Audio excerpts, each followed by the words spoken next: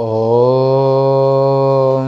भद्रं कर्णेभिः शृणुयाम देवा भद्रं पश्येमाक्षभिर्यजत्राः स्थिरैरङ्गैस्तुष्टुवागुंसस्तनोभिर्दशेम देवहितं जदायुः स्वस्ति न इन्द्रो वृद्धश्रवाः स्वस्ति नः पूषा विश्ववेदाः स्वस्ति नस्तार्क्ष्यो अरिष्टनेमिः स्वस्ति नो बृहस्पतिर्दधातु ॐ शान्तिः शान्तिः शान्तिः। उपनिषद आश्रम उज्जैन से नित्य प्रति उपनिषद प्रस्थान में आज दिनांक 3/8/2021 में प्रश्न अथर्ववेदीय प्रश्नोपनिषद के चतुर्थ प्रश्न में आज का विचार। आज का विषय है सुषुप्ति में जीव की परमात्मा प्राप्ति। सुषुप्ति माने गहरी नींद। अतः परं यद आत्मरूपं जल सूर्यकादिवत भोक्तृत्व कर्तृत्वेन यह अनुप्रविष्टम, यानी कि इससे परे जो आत्मस्वरूप जल में प्रतिबिंबित सूर्य के समान इस शरीर में कर्ता भोक्ता रूप से अनुप्रविष्ट है। गहरी नींद किसे आती है? अंतःकरण उपहित चेतन जीवाख्य देवः, माने जो गहरी नींद में सोता है, निर्गुण आत्मा नहीं, यानी कि अंतःकरण के सहित जो चेतन है जीवात्मा, वो कैसे है? जैसे जल में सूर्य का प्रतिबिंब पड़ता है, ऐसे ही अविद्या में ब्रह्म सच्चिदानंद का जो प्रतिबिंब है उसे कूटस्थ यानी कि ओम, पुनः सुनिए, उसे जीव कहते हैं। अविद्या में चेतन का प्रतिबिंब, उसका अधिष्ठान कूटस्थ, ये जीव कहलाता है।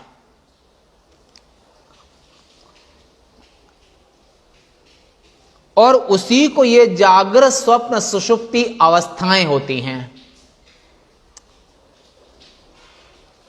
एष ही दृष्टा स्पृष्टा श्रोता घ्राता रसयिता मंता बौद्धा कर्ता विज्ञानात्मा पुरुषः स परे अक्षरे आत्मनि संप्रतिष्ठते।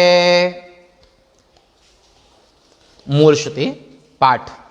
एष ही दृष्टा स्पृष्टा श्रोता घ्राता रसयिता मंता बौद्धा कर्ता विज्ञानात्मा पुरुषः स परे अक्षरे आत्मनि संप्रतिष्ठते। इसका अर्थ होगा कि यही माने शरीर के अंदर में जिसको जीव कहते हैं, ये माने ये जीवात्मा, यही माने दृष्टा स्पृष्टा श्रोता घ्राता रसयिता मंता, माने मनन करने वाला, रस लेने वाला, सूंघने वाला, सुनने वाला, स्पर्श करने वाला, देखने वाला, बौद्धव्य विषय, कर्ता विज्ञानात्मा, यानी कि अविद्या उपहित चेतन के विषय में ये श्लोक अविद्या सहित जो चेतन है जिसे जीव कहते हैं, उसी को इस जगह पर कर्ता विज्ञानात्मा पुरुषः, वह पर अक्षर आत्मा में सम्यक प्रकार से स्थित हो जाता है। अंतः अविद्या के सहित जो चेतन है उसे जीव कहते हैं, अविद्या से रहित जो चेतन है उसे ब्रह्म कहते हैं। भाष्य देख लेते हैं। यही माने ये जो जीवात्मा, ये अपनी इंद्रियों से देखता है, सुनता है, खाता है, पीता है, बैठता उठता, ये अपनी इंद्रियों के सहित जो है, अंतःकरण के सहित जो है, जो चेतन है उसे जीव कहते हैं। यही जो देखने वाला, स्पर्श करने वाला, सूंघने वाला, सुनने वाला, चखने वाला, मनन करने वाला, जानने वाला, कर्ता विज्ञान आत्मा जिनसे जाना जाता है वह बुद्धि आदि के साधन स्वरूप, किंतु यह आत्मा तो उन्हें जानता है, इन सब को आत्मा जानता है। आत्मा को ये सब नहीं जानते हैं, क्योंकि अविद्या खुद में जड़ है, तो अविद्या माने माया का जो कार्य है वो भी जड़ है। और जड़ का अर्थ होता है जो न अपने को जाने न दूसरे को जाने, उसे जड़ कहते हैं। और जो अपने को भी जाने और दूसरे को भी जाने उसे चेतन कहते हैं। प्राण निकल जाने के बाद इस देह की शव यात्रा निकाली जाती है, तब ये देह न सुन सकता है, न देख सकता है, न खा सकता है, न पी सकता है। तो इसका अर्थ यह हुआ, इस देह के अंदर में जो देही जीवात्मा है, वो जीवात्मा जब तक इन इंद्रिय गोलकों में और इस शरीर में निवास करता है, तब तक व्यक्ति रसयिता माने रस लेता है, सूंघता है, खाता पीता और देखता सुनता ये सब काम करता है। और जब इसमें से जीवात्मा निकल जाता है, जब इसमें से जीवात्मा निकल जाता है, तो इस देह की संज्ञा शव हो जाती है। इसलिए जो चेतन है उसे शिव कहते हैं, और जो अचेतन है उसे शव कहते हैं, माया का कार्य कहते हैं।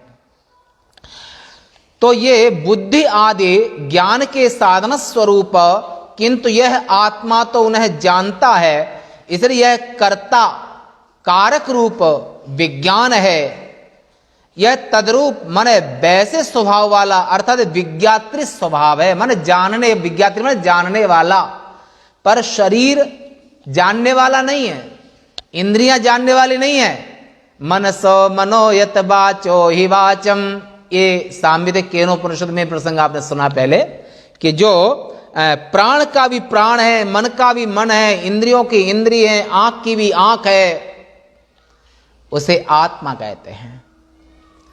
और आत्मा की चैतन्यता से, आत्मा की रसयित, आत्मा के रसज्ञता से और आत्मा के आनंद से ही ये जड़ भी आनंद जैसा प्रतीत होता है, सुख स्वरूप प्रतीत होता है, सत्य स्वरूप प्रतीत होता है।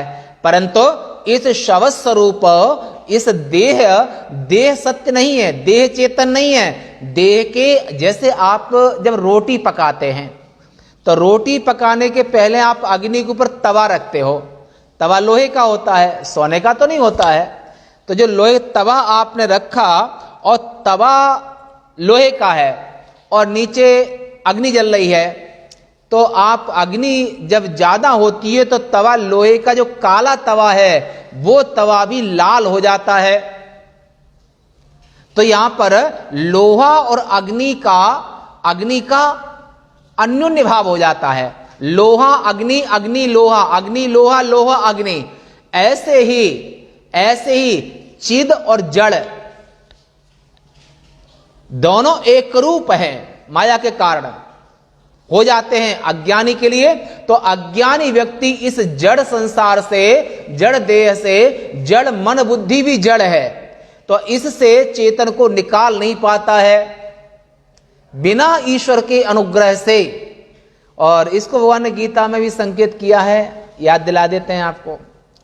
दैवी हेषा गुणमयी मम माया दुरत्यया मामेव ये प्रपद्यन्ते माया मेतां तरन्ति ते।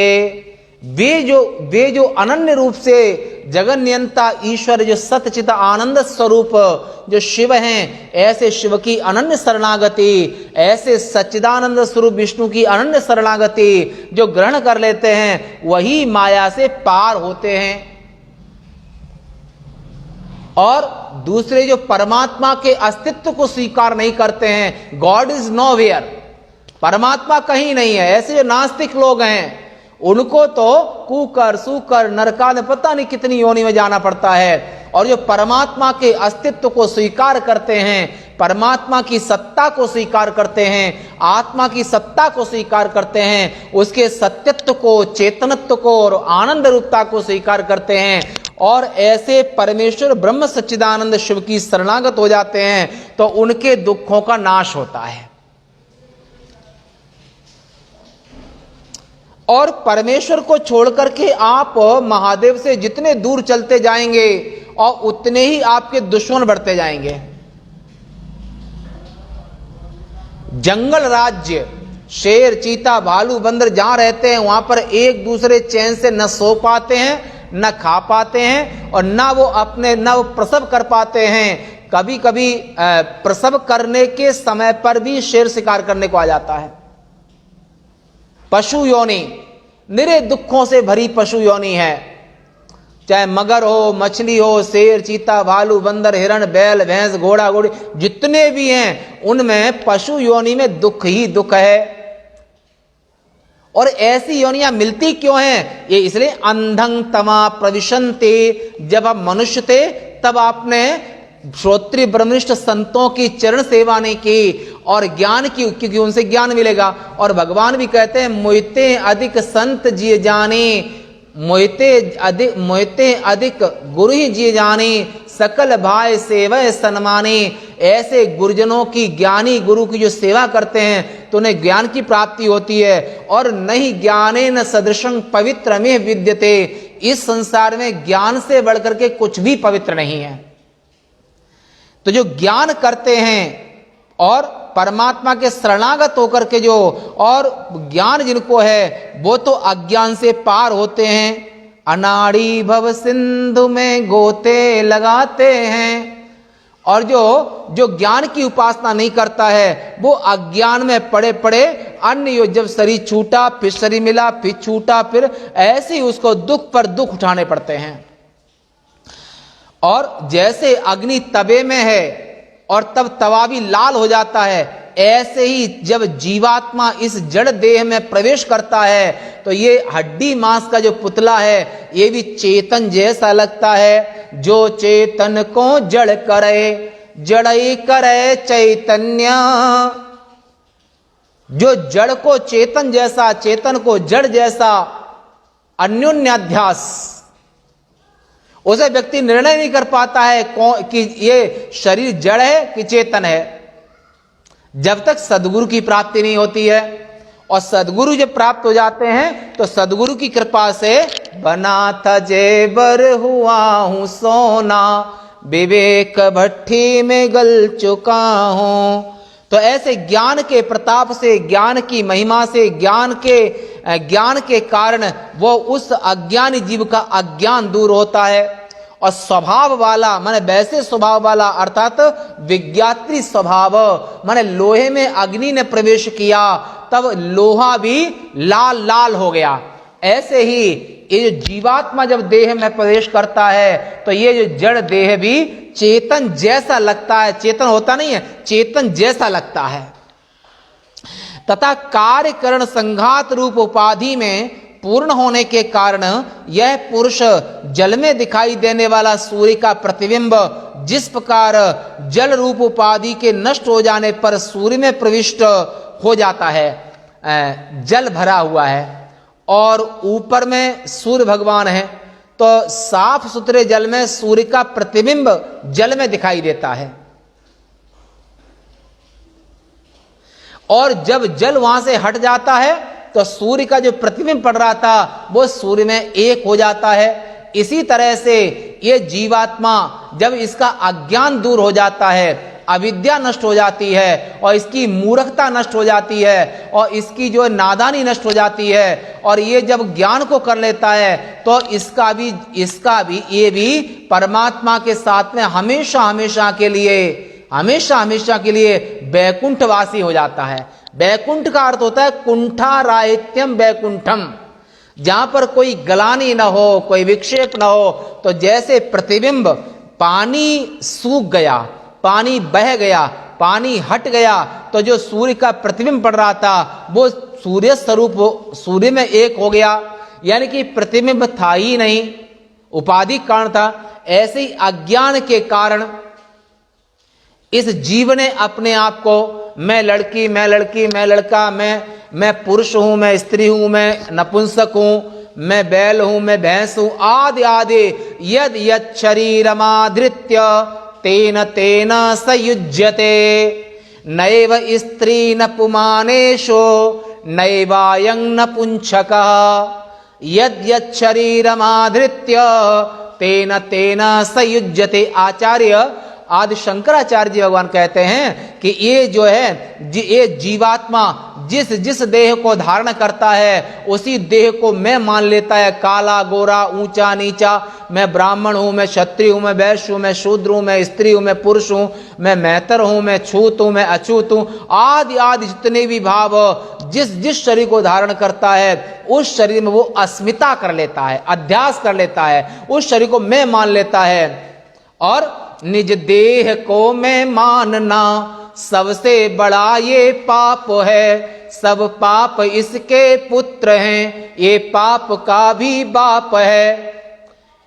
ये आत्मा होते हुए भी जब देह बन जाता है उस देह के पाप पुण्य इसको एकत्र होने लगते हैं, फिर सुख दुख भी होने लगते हैं। और ऐसे जीवात्मा बिना आत्मज्ञान के इसकी भ्रांति नष्ट नहीं होती है। दृष्टा श्रोता आदि रूप से बतलाया गया पुरुष जगत के आधारभूत पर अक्षर आत्मा में सम्यक रूप से स्थित हो जाता है। और कैसे? जैसे नदियां, गंगा जमुना आदि नदियां जा रही हैं, नर्मदा जी जा रही हैं, तो नर्मदा और गंगा जैसे समुद्र में मिल जाती हैं, नर्मदा गंगा जैसे समुद्र में मिल जाती हैं, तो समुद्र में मिलने पर वो सागर का रूप हो जाती हैं। फिर ना उनकी मिठास, ना कलकल करती आवाज, ना उनका नदियों का बहाव, वो सब नष्ट हो जाता है। और इसी तरह से ये जीवात्मा यथा नद्या सिंधमाना समुद्रे अस्तं गच्छन्ति नाम रूपे विहाय तथा विद्वान नाम रूपाद विमुक्तः परात् परं पुरुषमुपैति दिव्यम। जैसे नदियां सागर का रूप हो जाती हैं और जल सूखने पर जल में प्रतिबिंब सूर्य का रूप हो जाता है, और ऐसे ही ये ज्ञानी संत, ये ज्ञानी महात्मा शरीर छूटने के बाद में वो ब्रह्म स्वरूप हो जाते हैं। जब तक उनका शरीर है तब तक उनका ये प्रारब्ध अनुसार चल रहा है, और जैसे शरीर छूटेगा वे भी ब्रह्मलीन ब्रह्म स्वरूप हो जाते हैं। अक्षर ब्रह्म के साथ में उस विज्ञान आत्मा का एकत्व जानने वाले को जो फल मिलता है वो आगे बतलाते हैं। फलश्रुति माने न क्षरतीति अक्षर, ऐसा निरुपाधिक ब्रह्म में कभी कोई परिवर्तन नहीं होता है। सोपाधि उपाधि वाले में उपाधि के कारण परिवर्तन दिखाई देता है। तो ऐसा जो जीवात्मा जब आत्मज्ञान कर लेता है, जब आत्मज्ञानी हो जाता है, ब्रह्म ज्ञानी हो जाता है, तो उसे फल क्या होता है वो अगली ऋचा में कहते हैं। मूल पाठ कर लेते हैं, उच्चारण। परमेवाक्षरं प्रतिपद्यन्ते स यो हवये, परमेवाक्षरं प्रतिपद्यते स यो हवये तदक्षायम शरीरमलोहितं शुभ्रमक्षरं वेदयते यस्तु सौम्य स सर्वज्ञः सर्वो भवति तदेष श्लोकः। परमेवाक्षरं प्रतिपद्यते स यो वै तदक्षायम शरीरमलोहितं शुभ्रमक्षरं वेदयते यस्तु सौम्यः स सर्वज्ञः सर्वो भवति तदैष श्लोकः। हे शिष्य, पिपलाद ऋषि कहते हैं, हे शिष्य, हे सौम्य, इस छायाहीन, छाया माने प्रतिबिंब, जो अपने फेस को शीशे में देखते हो, तो शीशे के अंदर में तुम्हारा चेहरा नहीं होता है, पर शीशे के अंदर में चेहरा जैसा प्रतीत होता है। तो इस छायाहीन, अशरीरी, अलोहित, शुभ्र अक्षर को जो पुरुष जानता है, साधक जिज्ञासु जो जानता है, वह पर अक्षर को ही प्राप्त हो जाता है, वह सर्वज्ञ और सर्वरूप हो जाता है। इस संबंध में ये श्लोक यहां पर कह रहे हैं। इस विषय में ऐसा कहते हैं कि आगे बतलाए जाने वाले विशेषणों से युक्त उस अक्षर को ही प्राप्त हो जाता है शरीर छूटने के बाद। और शरीर जब तक है तब तक विनश्यसु अविनश्यंतम तिष्ठन्तम परमेश्वरम, शरीर के रहते हुए अज्ञानी व्यक्ति उनको देहधारी समझता है, पर वो अपने चिंतन में आत्मा होते हैं। शरीर के रहते हुए भी वो अशरीरी होकर के, ब्रह्म स्वरूप होकर के, आत्मा स्वरूप होकर के रहते हैं, पर सम्मा अज्ञानी व्यक्ति उनको पहचान नहीं सकता है। ऐसे आत्मज्ञ की जो सेवा करता है उसके पास में कभी धन, धान्य, अन्न आदि का अभाव नहीं होता है। तो ऐसे सन्यासी और विरक्त, नैष्ठिक ब्रह्मचारी, सन्यासी, ये दोनों इसी साधना में, इसी के लिए वो नैष्ठिक और सन्यास धारण करते हैं, इसी ज्ञान के लिए। यदि क्षंतो ब्रह्मचर्यं चरन्ति तत्ते पदं संग्रहेण प्रवक्षे। और इसी महान विद्या की प्राप्ति के लिए, महान गति की प्राप्ति के लिए वो अखंड नैष्ठिक ब्रह्मचर्य धारण करते हैं, सन्यास धारण करते हैं। और इन दोनों का एक ही धर्म है, और इस आत्मा को साक्षात्कार, आत्मा का चिंतन करना, मनन करना, निधिध्यासन करना। अक्षर को ही प्राप्त हो जाता है संपूर्ण ऐष्णाओं से छूटा हुआ। ऐष्णा कौन सी होती है? ऐष्ण माने इच्छा। सुत वित्त लोक ईश नातीनी, माने पुत्र की इच्छा, पुत्र के साथ में पत्नी की इच्छा।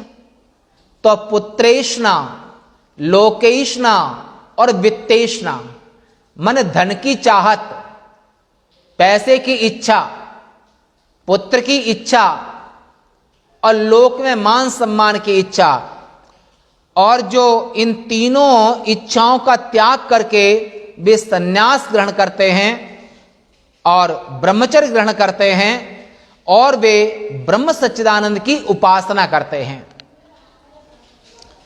ऐष्णाओं से छूटा हुआ जो अधिकारी उस अक्षाय माने तमोहीन, तमोगुण नहीं जिसमें, अशरीर माने नाम रूप में जो संपूर्ण औपाधिक शरीरों से रहित, अलोहित माने लोहित आदि सब प्रकार से गुणों से हीन, ऐसा होने के कारण ही जो शुभ्र माने शुद्ध, संपूर्ण विशेषणों से रहित होने के कारण अक्षर, पुरुष संज्ञक, सत्य, अप्राण, मन का अविषय, माने जिसको मन भी नहीं पकड़ सकता है, मन भी जहां से वापस आ जाता है, अविषय, शिव, शांत और सब बाह्याभ्यंतर आज परब्रह्म को जानता है तथा जो सबका त्याग करने वाला है, वह सर्वज्ञ हो जाता है और उससे कुछ भी अज्ञात नहीं रहता है।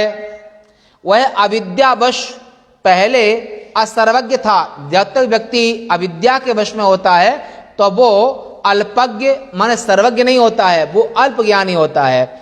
और जब अविद्या रूपी उपाधि उसकी नष्ट हो जाती है तो वो सर्वज्ञ हो जाता है। ऋतंबरा तस्य प्रज्ञा राखत तीन काल निज ज्ञान। फिर विद्या द्वारा अविद्या के नष्ट हो जाने पर वही सर्वरूप हो जाता है। इस विषय में उपर्युक्त अर्थ का संग्रह करने वाला यह श्लोक यानी कि मंत्र है। इससे इस वार्ता आगे। ओम।